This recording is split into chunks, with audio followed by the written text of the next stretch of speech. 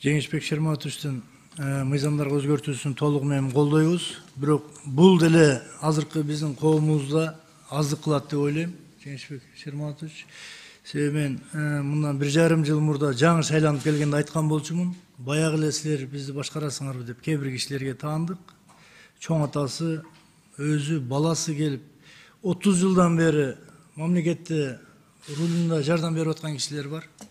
Бизге негизинен Кыргызстаныбызга люстрация мыйзамдарын киргизсек туура болмок.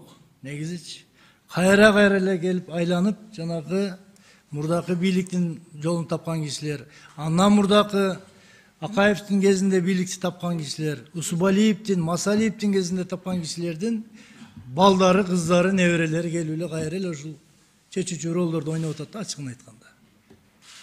Туура президентибиз Садыр Нуркожоевич жана башка кишилерибиз катуу аракет кылгандай болуп атат. Бирок эми адамдык фактор экен.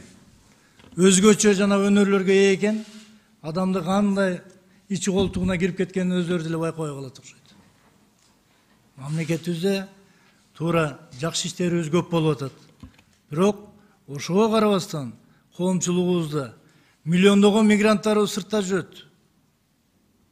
Азыр ортодо Россия менен Украинада кагылышууда Россиянын жарандыгын алган жарандарыбыз же Россиянын территориясынан бери келе албай, же нары бара албай.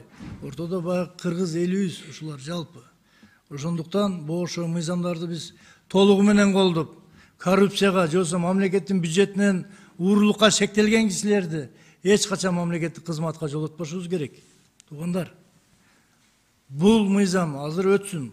Кудай бурса келечекте жакын арада мүмкүн ушу люстрация деген мыйзамды жазганга мен депутаттарыбызды, мыйзам чыгаруучулар чакырып кетмекмин. Ошонун негизинен анан бир жаңы коом ушул пайда болот, жаңы башкаруучулар пайда болот деген элдин ишеничи дагы болсо көбүрөөк күчөйт.